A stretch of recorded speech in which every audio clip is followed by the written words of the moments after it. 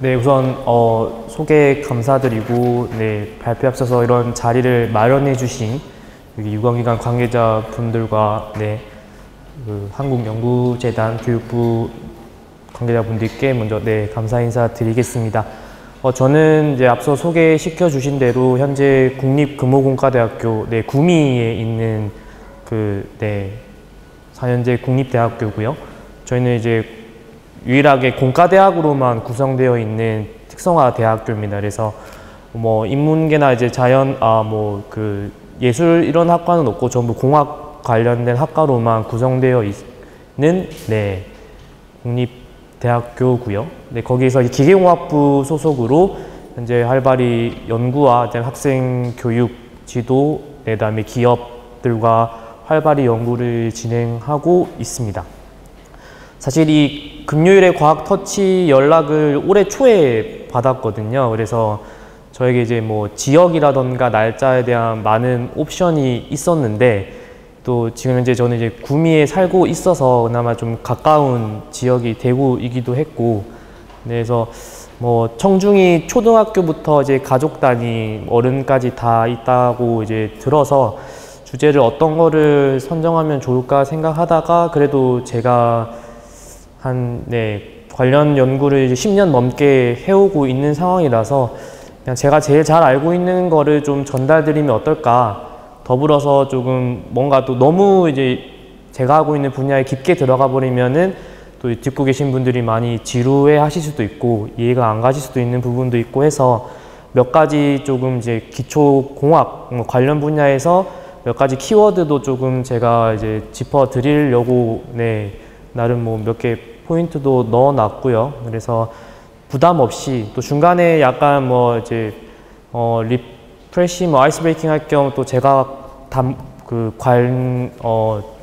관심 있어 하는 분야에 대한 좀 기초적인 뭐 요즘 교양적인 부분도 좀 담아 왔긴 했습니다. 그래서 부담 없이 그냥 들어주시고 질문 있으시면 편하게 해주시면 제가 최대한 이해하기 쉽게 풀어서 설명 드릴 수 있도록 노력해 보겠습니다. 제가 오늘 갖고 온 키워드는 나노 섬유가 만드는 세상이고요. 이제 아웃라인은 다음과 같습니다. 이제 간략히 소개와 이제 제목에서 봤듯이 나노는 뭐 무엇인가 많이 알고 계실 수도 있지만 한번 하고, 그다음에 뭐 섬유, 그다음에 그럼 나노 섬유는 무엇인가, 그다음에 이제 제가 하고 있는 연구 내용에 대해서 간략히 소개시켜드리고 결론으로 마치도록 하겠습니다. 제가 간략히 소개했지만, 지금 구미시에 위치하고 있는 국립금호공과대학교에 재직 중이고요. 제가 이제, 지금 만들어 놓은 연구실은, 이제 지속 가능한 재료 및 공정 설계 연구실이라고 합니다. 그래서 뒤에 가서 따로 설명드리겠지만, 좀 친환경적인 키워드, 이제 지속 가능한 키워드를 가지고 이 나노 섬유와 관련된 연구를 진행하고 있고, 이제 연구 주제들은 몇 가지가 있는데 뒤에 가면은 다시 한번 더 설명드리도록 하겠습니다. 그래서 이걸 이용해서 이 소재를 이용해서 지금 섬유도 만들고 필름도 만들고 3D 프린팅도 하고 있고 다양한 이제 공정 실험들을 진행하고 있습니다. 자, 그래서 어쨌든 나노 섬유 하는데 먼저 제목부터 조금 파헤쳐 보면서 시작해 보도록 하겠습니다. 그럼 이제 나노란 무엇일까? 이제 아마 예전보다는 현재 이제 나노라는 이름을 주변에서 많이들 들어보셨을 겁니다. 뭐 광고에서도 많이 보일 거고요. 뭐 나노 테크놀로지, 나노 기술 하면서 뉴스에도 많이 이야기를 하고 있는데, 나노는 이제 크기를 말하는 일종의 이제 뭐 접두어, 표현이라고 생각하시면 되겠고, 그래서 1나노미터는 이제 뭐 미터, 센티미터는 여러분들 굉장히 익숙하시죠? 그래서 만약에 그 미터 단위 1미터, 제 키가 한 말은 180이라 하고 싶지만은 170 정도인데, 이제 1미터면은 뭐 제 어깨까지 될까요?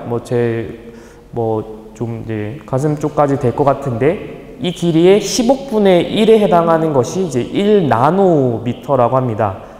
그래서 이렇게 말씀드려도 솔직히 이 10억분의 1이라는 개념도 잘 와닿지는 않을 거고요.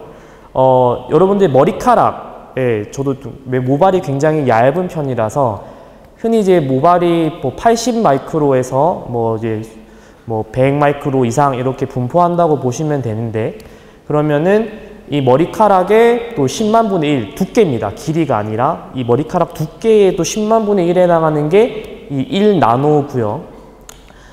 그래서 소위 이제 DNA, 여러분들이 그리고 이제 세포, 사람의 신체를 구성하고 이제 세포 안에 들어있는 DNA 너비가 1나노미터 이렇게 이제 이해하시면 되겠고, 물 분자 이게 크기가 이제 10분의 1나노미터 라고 이제 보시면은 되겠습니다. 이래도 아직 이해가 안 가실 수도 있겠지만 엄청 아주 작은 단위다. 옆에 보시면 제가 그림 하나를 준비했는데요. 지금 이게 옆 밑에 스케일바가 이제 100나노미터라고 적혀 있습니다. 그러니까 이 길이만큼이 100나노미터라는 뜻이고요. 지금 여기 보이는 뭐 덩어리 하나가 대략 100나노미터로 보이는데 이게 혹시 뭔지 아실까요?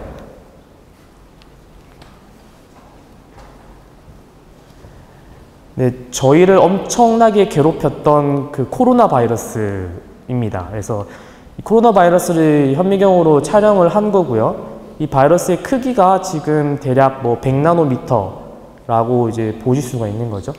당연히 이제 맨눈에는 보이지 않습니다. 사람이 눈에 볼 수 있는 그 가시 사이즈는 뭐 이제 거의 뭐 100마이크로미터 내외 정도로 알려져 있고, 한 뭐 수십 마이크로미터까지는 이제 특수한 뭐 엄청 빛이 많이 투과되거나 약간 반사가 되는 환경에서는 사람 눈으로도 관찰이 된다고 하는데, 그 아래에서는 솔직히 맨눈으로는 보이지 않습니다. 실제로 여기도 지금 나노 물질, 뭐 나노 사이즈의 미세먼지들이 떠다닐 수도 있습니다. 그래서 이제 코로나 바이러스도 저희가 이제 대기 중으로 비말 형태로 이제 퍼지는 게 그런 의미 있죠. 눈에 보이진 않지만.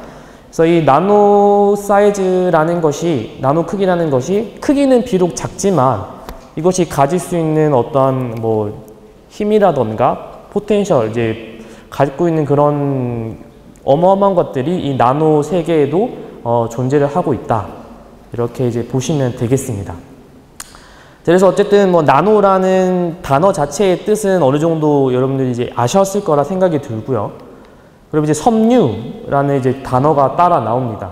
섬유는 잘 아시죠? 여러분 입고 있는 옷이라던가 이제 마스크, 또 이제 대구가 워낙 또 섬유 산업으로 유명한 또 도시고요. 그래서 뭐 정의라고 할 거는 딱히 특별하진 않는데, 제가 여기서 조금 가져오는 거는 이제 세장비라는 단어입니다. 이제 공학 뭐 섬유 쪽에서 많이 사용하는 단어인데요. 세장비라고 하면은 영어로는 뭐 aspect ratio라고 불리고, 이제 길이와 직경의 비율을 의미합니다. 그래서 길이를 직경으로 나눈 값으로 보시면 되겠고, 그래서 100대 1 이상 뭐 길다는 형태를 이제 뭐 섬유라고 이제 정의를 한다, 섬유라고 언급할 수 있다라고 이제 이야기를 합니다. 그래서 세장비가 만약에 이제 10이라는 애는 길이가 예를 들어서 10cm에 직경이 1cm면은 그 세장비가 10이라는 의미겠고요. 100이라는 의미는 이제 길이가 100cm고 직경이 1cm면은 세장비가 100이라는 의미겠죠. 그래서 세장비가 클수록 뭐 직경이 짧고 길이는 길다, 이런 식으로 이해하시면 되겠습니다. 그래서 이러한 긴 세장비를 가지는 섬유라는 이제 구조는 여러분 아시는 뭐 의류, 로프, 직물, 그다음에 여러분 정수기 집에 먹는 필터에도 다 이제 섬유의 형태로 돌돌 말려 있는, 그냥 빈 어떤 통으로 보시겠지만 그것들이 다 섬유로 감겨 있는 형태거든요. 그다음에 이제 절연제, 뭐 요즘 자동차 배터리, 뭐 그다음에 전선 케이블 안에도 이런 섬유들, 뭐 케이블 자체도 섬유죠. 영어로는 케이블이지만. 그래서 이제 섬유, 뭐 그다음에 강화 재료, 요즘 뭐가 있을까요? 뭐 스케이트보드라던가 아니면은 뭐 방탄 소재, 이런 것들도 다 보시면 안에 섬유로 이루어진 복합 재료. 그다음에 뭐 카본 파이버, 요즘 CFRP에서 뭐 핸드폰도 요즘 케이스 보면은 이제 검은색 선으로 이렇게 막 격자 무늬 되어 있는 이런 패턴 무늬들 많이 보셨을 거예요. 이제 그런 것들이 이제 뭐 카본 섬유 강화 복합재 뭐 이렇게 이야기를 하는데, 이제 이런 플라스틱 같이 보이지만 안에 이제 섬유 형태로 이제 기계적 물성을 높여놓은 구조체가 이제 강화 재료로서 섬유가 활용되기도 합니다. 그래서 우리 주변에는 이제 그나마 이제 옷이나 섬유 쪽에 많이 익숙하게 보고 계실 거고요. 자, 그러면 이제 나노 섬유 이제 두 개의 단어를 합치게 되겠죠. 그러면 즉 이제 섬유긴 섬유인데 얘의 직경이 방금 말한 이제 나노미터의 스케일로 이루어져 있는 섬유를 주로 이제 나노 섬유라고 의미를 합니다. 그래서 나노 섬유 중에는 길이 방향은 나노미터를 넘어서는 경우도 있어요. 아까 말한 이제 제가 말씀은 안 드렸지만은 미터 밑에가 이제 밀리미터죠. 10의 3승 단위로 내려가게 되면은 밀리미터 밑에가 이제 마이크로미터입니다. 그러니까 마이크로미터보다 이제 밑에 단계가 나노미터 단계죠. 그래서 나노 섬유는 길이는 마이크로미터의 단위가 되기도 합니다. 근데 이제 직경이 나노미터 스케일에 들어가야지만 나노 섬유라고 소위 저희가 이제 부르고요. 그래서 아까 말한 뭐 새 장비가 아니라 뭐 직경은 아까 말씀드린 1에서 100나노미터에 속하게 되고 일반 섬유의 뭐 1000분의 1, 100분의 1 정도의 직경을 가진다라고 보시면 되겠는데, 제가 갖고 온 그림을 좀 더 설명드리면 이건 이제 나노 물질과 다 이제 통용되는 그런 이제 설명이기도 하는데요. 만약에 6cm 이제 가로 세로 1cm짜리의 정유면체가 있다라고 생각하시면은 이 1cm로 이루어진 정유면체를 감싸고 있는 그 표면적을 저희가 이제 단위로 나타내면 6cm 제곱 정도 됩니다. 6cm 제곱이란 말은 이제 그 면적의 단위겠죠? 단위인데, 만약에 그 정유면체가 이 1나노미터짜리의 크기의 정유면체로 만약에 레고처럼 우리가 쌓아 올려서 붙여서 똑같은 그 스케일의 1cm by 1cm 정유면체를 만든다고 하면은 그 표면적, 그 정유면체를 다 펼쳐가지고 평면으로 쫙 펼치게 되면은 단위가 거의 지금 이게 6천만 cm 제곱. 이게 어떤 정도 사이즈냐면 제가 찾아보니까 축구 경기장 아시죠? 축구 경기장의 그 페널티킥 존, 그 키퍼 앞에 있는 그 흰색 구역만 빼면 딱 요 사이즈가 나오더라고요. 그 실제 축구장은 이제 거의 8천만 정도 되고요. 그러니까 여러분들 앞에 1cm by 1cm 정유면체를 원래 그냥 펼쳤을 때는 손바닥 안에 들어오는 사이즈겠지만은 이것들을 이제 1나노미터의 조그만한 정유면체들로 쪼개서 다시 그 공간을 구성한다면은 그것들을 쫙 펼친다면은 이제 엄청난 표면적을 갖게 되는, 이게 솔직히 나노 물질을 이용하는 주된 이유입니다. 같은 크기일지 모르겠지만 그들이 갖고 있는 표면적, 외부랑 접촉할 수 있는 공간이 엄청나게 증가를 한다라는 거고요. 이것들이 이제 나노 섬유도 마찬가지겠지만 그냥 바깥에 나노 물질을 연구해서 활용하는 정말 주된 이유 중에 하나입니다. 넓은 표면적. 그 다음에 나머지는 이제 유연성, 기계적 특성과 유연성이라고 있는데, 제가 이제 들고 온 사진은 밑에 이제 뭐 적혀 있긴 하지만 다이아몬드 멤브레인입니다. 지금 뭐 손에 끼고 계신 분이 있는지 모르겠지만 다이아몬드가, 여러분 생각한 다이아몬드는 어떻죠? 굉장히 딱딱하고 뭐 세상에서 제일 경도가 높은 물질로 알려져 있죠. 그런데 이것들이 이제 얇으면 얇아질수록 그 다이아몬드도 휘어질 수가 있다는 겁니다. 지금 여기 그림에 나오는 다이아몬드 같은 경우에는 이게 이제 뭐 네이처 논문에 나온 건데 한 이제 10마이크로 내외의 두께를 갖고 있는 건데, 당연히 이게 이제 나노미터 스케일로 떨어진다고 하면은 더 이제 뭐 유연성은 더 극대화될 수 있다라고 보시면 되겠죠. 이렇듯 이제 나노 사이즈로 가게 되면, 그러니까 이제 섬유가 나노 사이즈로 가게 되면은 기존의 섬유가 가지고 있는 그러한 특징을 이제 표면적을 넓혀지고 더 유연해지고, 이러한 이유로 우리가 뭐 섬유로 못 만들 것 같던 그러한 딱딱한 재료조차도 나노 섬유화 하게 되면은 유연한 섬유의 형태로 바뀔 수 있다. 그래서 다양한 물질들을 이런 섬유 형태로 우리가 활용할 수 있다라는 게 이런 주된 포인트가 되겠습니다. 그래서 다시 한번 정리를 하면은 왜 이제 나노 섬유가 주목을 받고 있을까라는 질문을 주신다면은 아까 말씀드린 높은 이제 비표면적, 그래서 단위 질량당 표면적이 매우 커서 만약에 그냥 아까 말한 대로 이런 크기의 섬유가 물을 흡수할 수 있는 양이 요만큼이라고 한다면 얘랑 똑같은 이제 질량을 가지는 나노 섬유들로 구성을 해버리면은 그래서 물을 흡수할 수 있는 능력이 더 증가하게 되는 거죠. 그다음에 이제 촉매, 센서 이런 것들도 다 이제 방금 물을 흡수했다라는 것과 비슷하게끔 어떠한 반응을 유도할 수 있는 그런 확률이 엄청나게 증가할 수 있다라고 보시면 되겠습니다. 그다음에 이제 뛰어난 기계적 강도. 그래서 얘는 어떤 거를 의미하냐면은 이제 쉽게 설명드리면은 만약에 어떤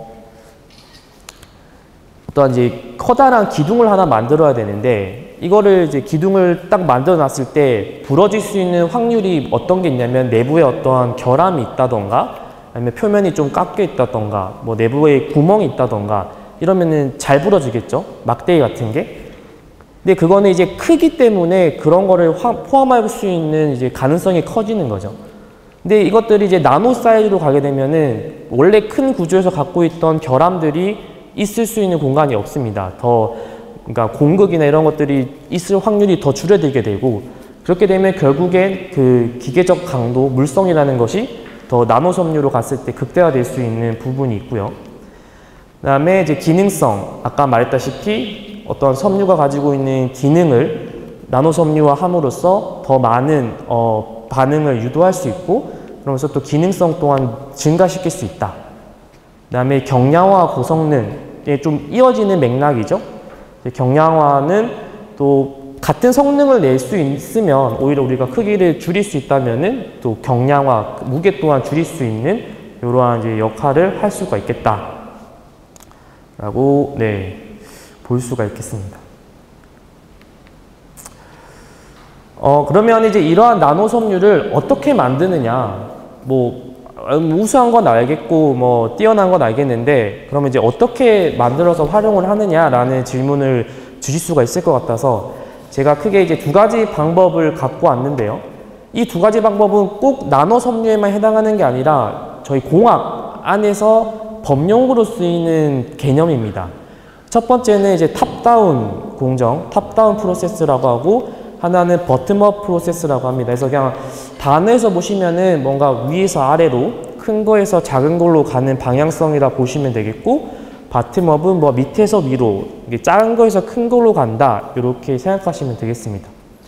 그래서 탑다운 방식은 아까 말씀드린 대로 큰 물질을 잘게 쪼개 가지고 이제 나노 크기로 만드는 겁니다. 그래서 방금 말한 섬유도 커다란 이제 원래 기존의 섬유가 있겠죠. 이거를 물리적으로가 됐든 화학적으로 됐든 큰 덩어리의 섬유에서 나노 사이즈가 될 때까지 잘게 부수는 겁니다. 그렇게 되면은 결국 나노 사이즈로 쪼개져진다면 이제 나노 섬유가 만들어지는 거겠죠. 그래서 그런 경우에는 탑다운 방식이라고 하고요. 그다음에 버텀 방식은 아까 이제 그 작은 거에서 큰 걸로 간다고 했습니다. 그래서 나노 섬유 또한 얘네들은 또 잘게 쪼개면은 하나의 이제 분자들이 이루어져서 또 나노 섬유를 이루는 게 되겠죠. 그래서 이 분자들을 하나씩 이어 붙여서 이것들을 이제 나노의 직경을 가지는 기다란 섬유 형태로 만들어내게 된다면 그것 또한 이제 나노 섬유를 만들 수 있는 방법이 되겠습니다. 그래서 그것들을 이제 바텀업 방식이라고 흔히들 부르고요. 그래서 바텀업은 지금 화학적인 방법들이 많이 활용됩니다. 지금 예전에 한때 주식시장에서도 할부했던 카본 나노 튜브 이런 물질들이 큰 범주에서 보면은 걔도 섬유의 형태라고 섬유보다는 조금 짧긴 한데 그래도 어느 정도 이제 튜브라는 형태를 생각했을 때 짧은 직경의 큰 길이를 가지고 있는 형태이기도 하죠. 그래서 그런 이제 카본 나노 튜브, CNT 그런 물질들도 화학적으로 우리가 이제 그 카본, C 분자들을 이제 이어 붙여서 어떤 그 형태를 만들어 놓은 것을 알 수 있고, 실제로 바텀업 방식도 많이 이제 활용이 됩니다. 그래서 몇 가지 사례를 제가 좀 들고 왔는데요. 그래서 탑다운 방식 같은 경우에는 뭐 지금 제가 하고 있는 것들 중에 탑다운 방식으로 연구를 진행하고 있고, 큰 덩어리에서 이제 물리적 화학적인 방법으로 깎거나 분쇄해서 나노 크기를 만드는 방식이고, 뭐 여기서는 이제 볼 밀링, 그다음에 화학적 에칭이라는 단어가 나옵니다. 그래서 볼 밀링이라고 하는 거는 그냥 정말 여러분들 쉽게 이해하면은 뭐 맷돌, 그러니까 맷돌이랑 건 조금 다른데요. 뭐 밀링이라는 개념으로 봤을 때 뭔가 이제 갈아낸다. 실제로 볼 밀링은 이제 조만한 엄청 세라믹 볼들을 같이 놓고 이렇게 충격을 가해서 그 물질에 충격을 가해 주어서 그 물질들이 쪼개지게 하는 방법이고, 뭐 이제 아까 말한 맷돌 같은 것도 일종의 이제 뭐 밀링이라는 개념 하에서 또 이제 잘게 분쇄시킬 수 있는 방법입니다. 그리고 화학적 에칭은 이제 에칭이라는 말은 어떤 걸 이제 깎는다 이런 표현이고, 화학약품을 이용해서 이제 물질을 깎아낸다라고 보시면 되겠고, 이 오른쪽 그림 같은 경우에는 지금 여기 보시면은 이게 실리콘 나노 와이어라고 되어 있습니다. 그래서 이제 실리콘으로 이루어진 일종의 길다란 섬유 형태로 보시면 되겠고, 얘는 처음에 이러한 그냥 덩어리였습니다. 이러한 그냥 벌크 덩어리였는데, 이것들을 이제 에칭 공정을 이용해서 이렇게 길다란 형태의 나노 구조로 이렇게 만들어냈다. 그래서 이런 것들은 이제 비교적 간단하고, 그러니까 비교적이라는 말은 그 방금 말한 탑다운 방식, 버튼업 방식보다는 좀 비교적 간단하고, 그다음에 대량 생산, 한 번에 많은 양을 생산해낼 수 있다는 장점이 있습니다. 이제 제한사항은 조금 이제 균일성, 아무래도 단일화된 크기로 만드는데 조금 한계가 있고, 이제 만드는 과정에서 한꺼번에 많은 거를 만들다 보니 조금 결함이 발생할 수 있는 가능성이 있다라고 보시면 되겠고요. 그다음에 버팀업은 반대로 이제 작은 사이즈에서 큰 사이즈로 만드는 방법이었고, 이것들은 이제 정밀하게 조립을 해서 좀 더 이제 고품질의 나노 섬유를 만들 수 있는 방법입니다. 그래서 거기 이제 방법에는 이제 자기 조립, 이제 셀프 어셈블리라고 하는데, 얘는 그냥 조그마한 분자들을 자기 스스로 자기네들끼리 달라붙게 만들어서 최종적으로 나노 섬유 형태를 띠게끔 만드는 그런 공정이고요. 그다음에 증착 같은 경우에는 그 이제 가스 물질, 이런 그 조그마한 분자들을 이제 어디에 붙여서 크기를 키워내는 그런 공정 중에 하나입니다. 그리고 이제 전기 방사, 이제 일렉트로 스피닝이라는 공정이 있는데, 일렉트로 스피닝 같은 경우에는 이런 녹아 있는 어떠한 그 재료를 고전압 형태의 그 전기장에 이렇게 방사를 시키면은 가늘고 긴 섬유 형태의 물질들이 이제 여기 바늘 끝에서 이렇게 퍼져 나가게 됩니다.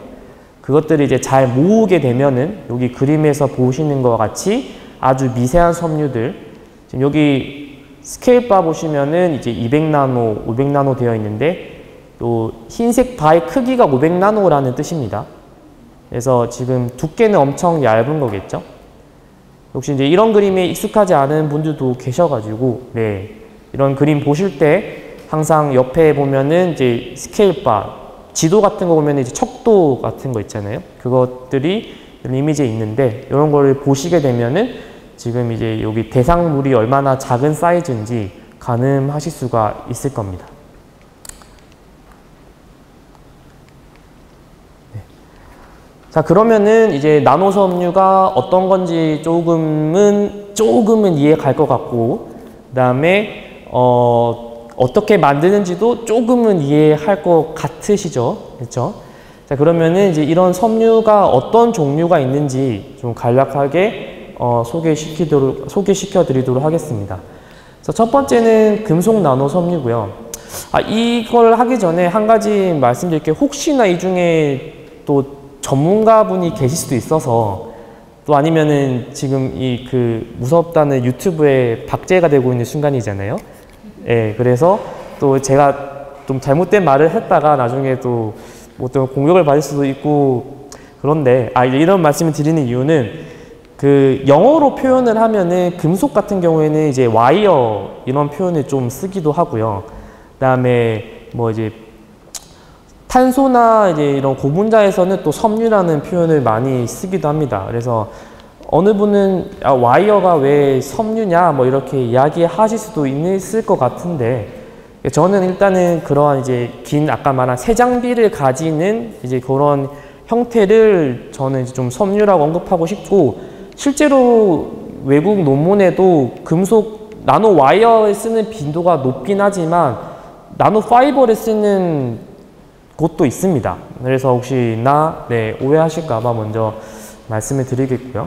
그래서 오늘 제가 말씀드리는 게 섬유라고 하는 거는 조금 두루뭉실하게 긴 새 장비, 아까 높은 새 장비를 가지는 구조체다라고만 좀 이해해 주시면 감사하겠습니다. 그래서 금속 나노 섬유 같은 경우에는 말 그대로 그 나노 섬유가 그러니까 금속으로 이루어져 있다라고 생각하시면 되겠습니다.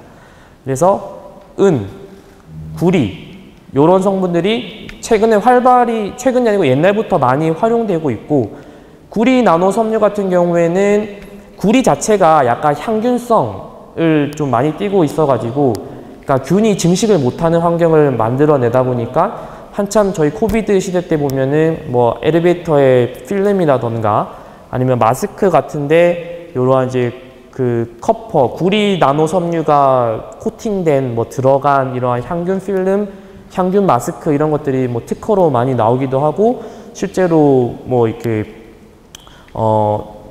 설치가 되어 있는 것을 많이 봤습니다. 그리고 금속이다 보니 당연히 이제 전기 전도성 이런 것들이 이제 잘 이루어져 있고요. 뒤에 가서 좀 더 자세히 이야기해 드리겠고 두 번째는 이제 탄소 나노 섬유. 이제 탄소로 이루어진 그 나노 섬유가 되겠고요. 탄소 나노 섬유는 그러니까 탄소로만 이루어져 있는 애입니다. 그러니까 C, 탄소 분자로만 이루어져 있는 원자로만 이루어져 있는 나노 섬유가 되겠고 이 탄소만으로 이루어져 있어서 얘 또한 이제 전기 전도성이 되게 우수하고요. 그다음에 기계적 물성 또한 굉장히 우수합니다. 그렇죠? 그래서 지금 또 많이 핫한 소재이기도 하죠. 그래서 그 보통 이제 검은색 이런 이제 막 딱딱한 어떤 그 번쩍거리는 복합 재료가 있다고 하면은 보통 이제 탄소 섬유라든지 아니면 이제 탄소 나노 섬유가 들어간 그런 구조체일 겁니다. 그다음에 유기 폴리머 나노 섬유. 그래서 그냥 이제 고분자 나노 섬유, 여러분들이 옷 이런 이제 그 소재 있죠, 이런 면 소재 이런 것들이 나노 사이즈로 되어 있는 것들을 이제 유기 폴리머 나노 섬유라고 보시면 되겠습니다. 얘네들은 뭐 이전 섬유들과 달리 이제 생체 접합성, 그러니까 인체에 여러분들이 입고 있는 옷, 속옷 이런 것도 다 피부에 닿고 마스크를 쓰는 것도 다 이제 고분자 섬유 소재죠. 이런 것들도 이제 인체에 닿았을 때 독성을 띠지 않는다거나 혹은 뭐 이제 먹어도 무해한 그러한 이제 생체 접합성, 그다음에 뭐 경량성은 모든 나노 섬유들이 다 갖고 있을 수 있는데 그나마 이제 유기 폴리머 나노 섬유 같은 경우에는 밀도, 물질이 갖고 있는 밀도가 금속에 비해서는 상대적으로 낮죠. 그래서 밀도라고 하는 개념은 어느 정도 알고 계시죠? 부피 단위의 질량, 그러니까 같은 부피를 찾아보고 있을 때 얘가 갖고 있는 질량 나누기 부피라는 게 밀도라는 값인데 이제 유기물, 고분자 같은 경우에는 요 밀도 값이 낮기 때문에 더 경량성을 특징으로 내세울 수가 있다. 그 다음에 아까 이제 세라믹 나노 섬유, 이제 세라믹 소재죠. 뭐 여러분이 흔히 알고 있는 유리라던가, 그 다음에 산화물 이런 애들이 있습니다. 이제 뭐 아연 산화물, 뭐 질소 산화물 이런 것들이 있는데 이런 것들도 이제 나노 섬유 형태로 띄게 되면은 자체적으로 얘는 고온 안정성, 여러분들 뭐 도관이라든지 그런 그 유리도 고온에서 오븐에 넣어놔도 뭐 오븐 요리하실 때 쓰는 용기들 보면 또 유리 세라믹 되어 있는 거 많죠. 거기에 뭐 옷감 넣으면 다 탈 거잖아요, 그렇죠? 이제 그런 애들을 나노 섬유로 만들어서 쓰게 되면은 주로 이제 타겟팅하는 기능성은 이제 좀 고온에서 안정적이겠구나. 근데 이제 전기적인 특성은 덜하겠죠. 그러니까 전도성은 좀 덜할 텐데, 뭐 이제 절연성, 이제 방금 대로 전기를 차단하는, 이제 그 배터리나 전선 같은 거에는 뭐 표피나 피박 같은 거에는 또 전기가 안 통해야 되잖아요. 밖으로 안 내보내야 되니까 그걸 감싸고 있는 뭐 그런 특수 소재에는 또 세라믹 섬유가 많이 들어가기도 하고, 그다음에 뭐 방탄 소재에도 여전히 이제 활용이 되고 있습니다.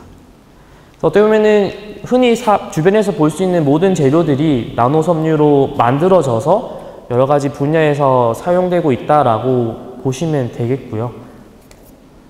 제가 뭐 그래서 다 하나별로 사례를 조금씩 찾아왔는데, 일단 뭐 간략하게만 보고 넘어가겠습니다. 그래서 아까 말씀드린 금속 나노 섬유 같은 경우에는 뭐 향균, 전도성 이런 것 때문에 나노 섬유는 아까 말씀드린 대로 눈에 안 보인다고 했죠. 눈에 안 보인다고 했기 때문에, 근데 얘네들은 눈에 보이는데요? 이렇게 질문하실 수가 있는데, 얘네들은 이제 조금 두께가 쌓여서 그 나노 섬유들이 조금 이렇게 높이로 쌓이다 보니까 어느 정도 이제 색깔이 띄고 이런 것을 아실 수가 있는데, 만약에 이거를 엄청 얇게 코팅을 하면은 그냥 또 투명하게 보이기도 합니다. 일반적으로 봤을 때는. 어쨌든 이제 또 이거는 구리 나노 섬유를 코팅하는 거고요. 그래서 뭐 이게 유연하다. 그 다음에 여기 같은 경우에는 지금 뭐 나뭇잎 위에다가 코팅을 했더니 지금 전기가 통한다. 이거를 나타내는 그림이거든요.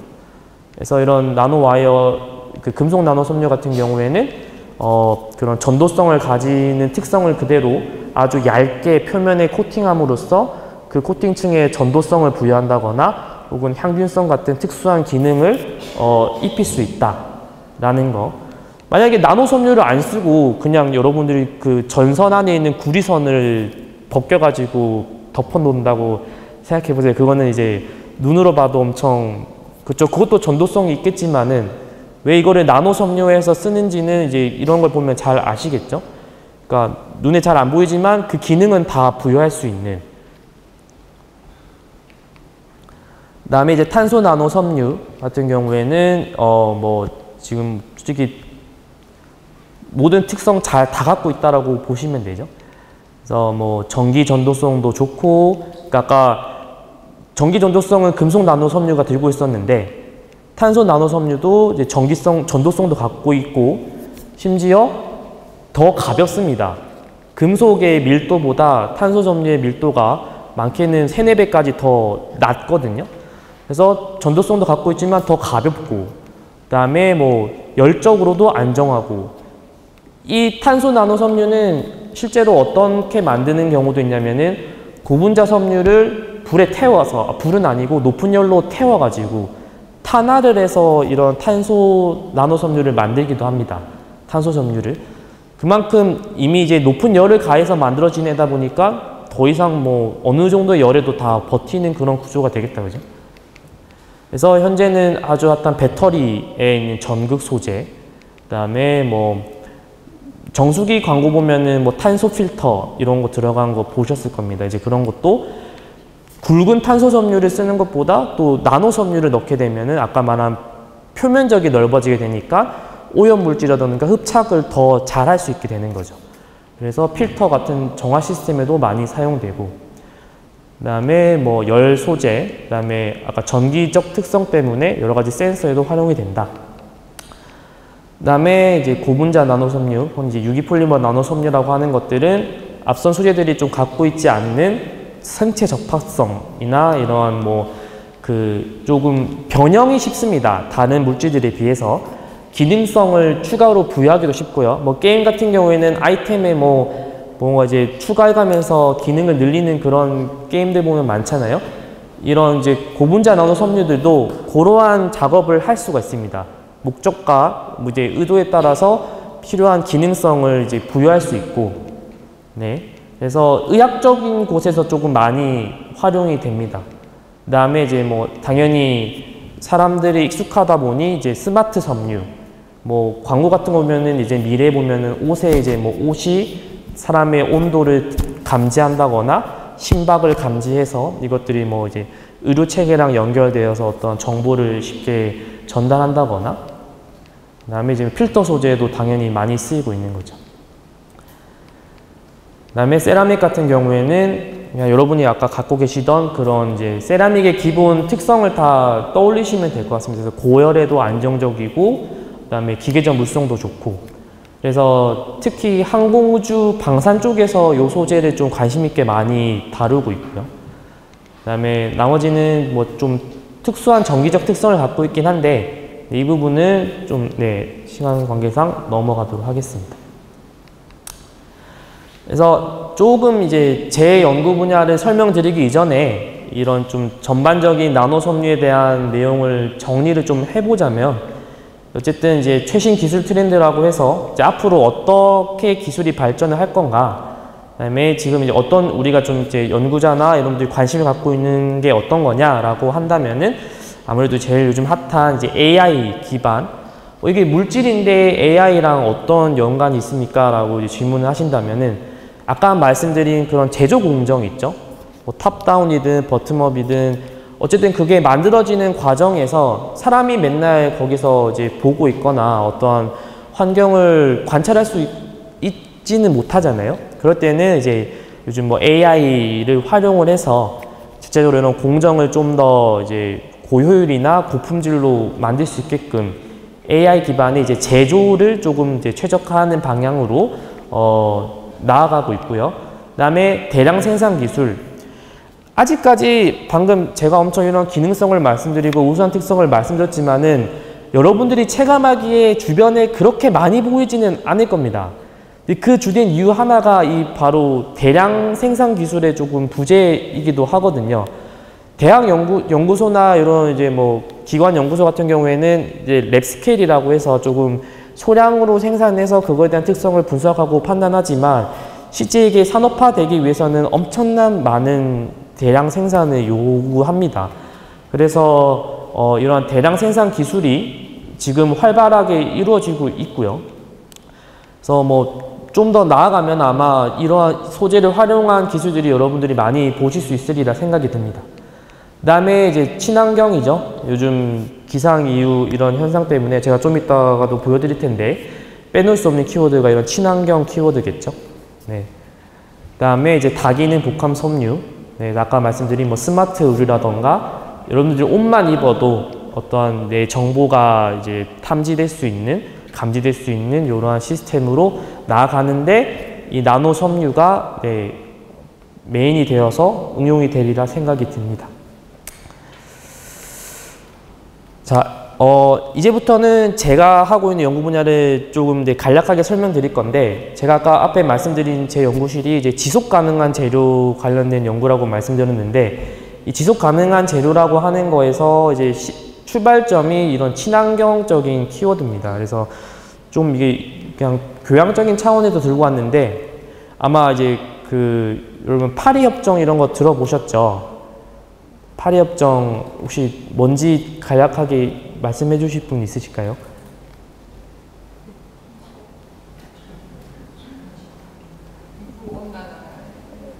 네, 지구온난화에 대한 내용이죠. 그래서 뭐 간단하게 설명드리면은 이제 산업혁명 시기 이후로부터 이제 1.5도 이상 지구의 온도를 높이지 말자, 이것을 우리가 억제시키자라고 하는 그런 이제 전 세계 그런 이제 모여서 협약을 맞는 건데, 제가 아까 1.5도라고 말씀드렸죠. 그래서 연평균 온도를 이야기하는 거거든요. 근데 지금 이제 2025년이니까 2024년 기록이 좀 몇 개월 전에 발표가 됐습니다. 이게 몇 도로 발표가 됐을까요? 네? 1.1도? 1.45도? 네. 1.5도 이미 이제 넘어섰죠.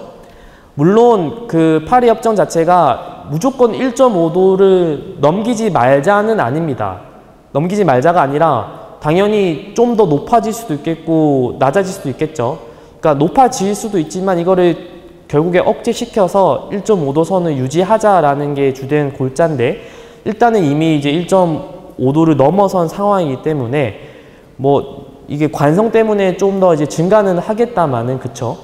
또 떨어질 때도 있겠지만은 지금 이제 상승 추세가 이제 더 이상 뭐 저희가 더 심각하게 바라봐야 된다는 의미가 되겠고, 그래서 뭐 2024년만 하더라도 전 세계적으로 뭐 산불이라던가 뭐 홍수, 그다음에 태풍 이런 것들이 다 발생을 하고 있다, 그죠? 그래서 이런 지구 온난화의 주된 원인이 결국에는 그 온난화 가스 배출과 연관이 된 건데, 그러면은 제가 갑자기 생뚱맞게 이런 얘기를 왜 하냐라고 하신다면은 실제로 탄소, 이런 온난화 가스 중에 뭐 이산화탄소도 있겠지만은 제일 배출량이 많은 분야가 지금 보시면은 이제 철강, 이제 철을 재련하고 뭐 단련하고 제조하는 데 있어서 탄소 배출량이 굉장히 높고요. 두 번째가 바로 플라스틱입니다. 그러니까 플라스틱 산업에서 이런 탄소 배출량이 굉장히 많고요. 플라스틱이랑 섬유가 어떤 관계가 있냐라고 했을 때 여러분들 입고 있는 옷도 플라스틱이죠. 플라스틱의 일종으로 볼 수 있습니다. 이 산업적으로 만들어낸 가느다란 플라스틱인 거죠. 그래서 이 플라스틱 시장 산업이 굉장히 또 지구온난화에 많은 영향을 끼치고 있다라는 것을 의미하고 있고요.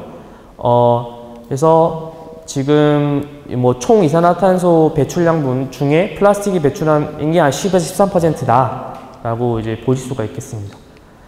그래서 몇 가지 이제 퀴즈를 제가 갖고 왔는데, 지금 50년부터 2017년 사이에 플라스틱 생산량이 얼마 정도 될 거라고 예상하시나요?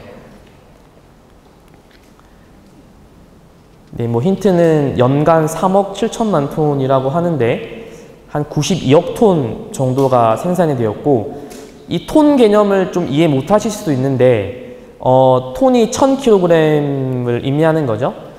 더 이제 뭐 이제 어린 학생들도 있고 한데 이제 지금 여러분 타고 다니는 자동차가 뭐 약 1톤 정도라고 생각하시면 됩니다. 요즘 뭐 전기차가 배터리 무게가 좀 많이 나가서 2톤까지도 나가기도 하는데 경차가 한 800kg 정도에서 그러니까 분포가 그 정도 되어 있거든요. 그래서 차가 이제 92억 대 있는 수준의 규모다라고 이해하시면 되겠고요.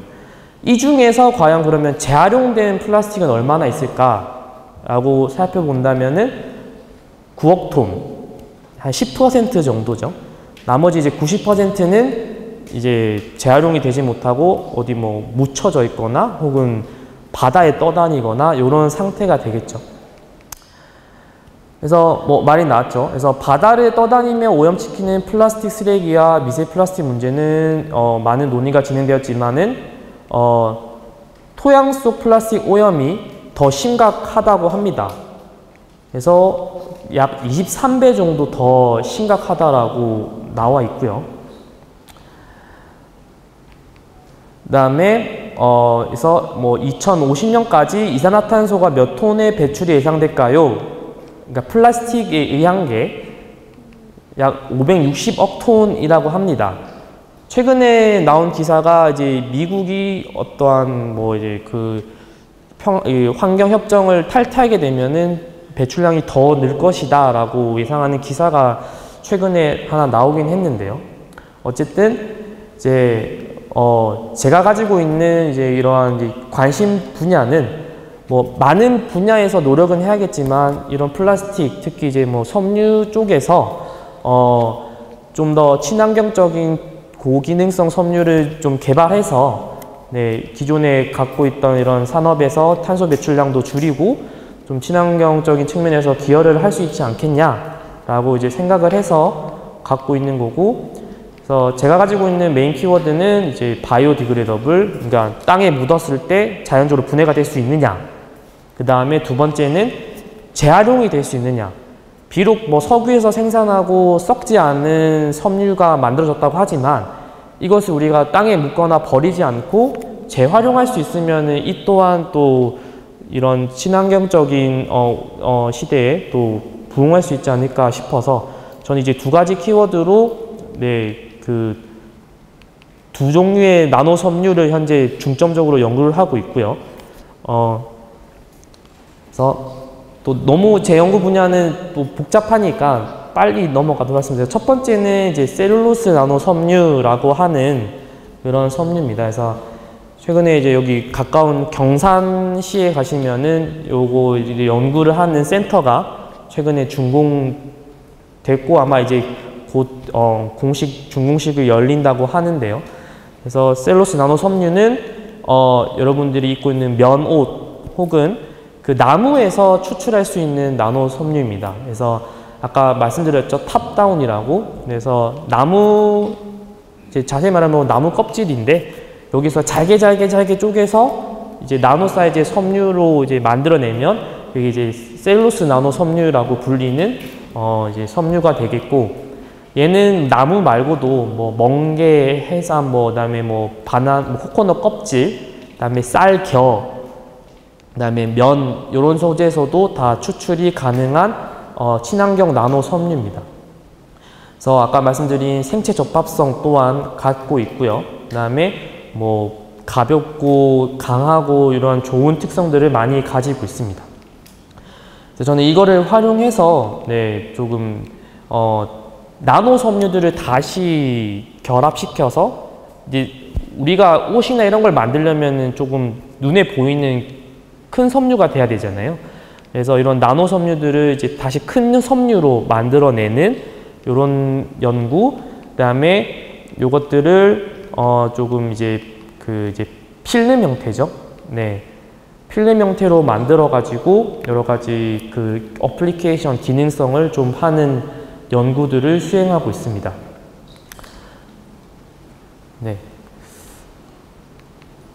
그 다음에 아까 두 번째 제가 갖고 있는 키워드가 그 재활용 가능한 섬유였죠. 그래서 제가 지금 재활용하고 있는 섬유는 뭐냐면은 그 케블라로 알려진 섬유입니다. 그래서 그 케블라는 미국 그 듀폰사에서 만들어낸 상표명이고요. 실제 명칭은 이제 아라미드 섬유라고 합니다. 그래서 그 주로 방탄복 혹은 소방관들이 입고 있는 누런옷 아시죠?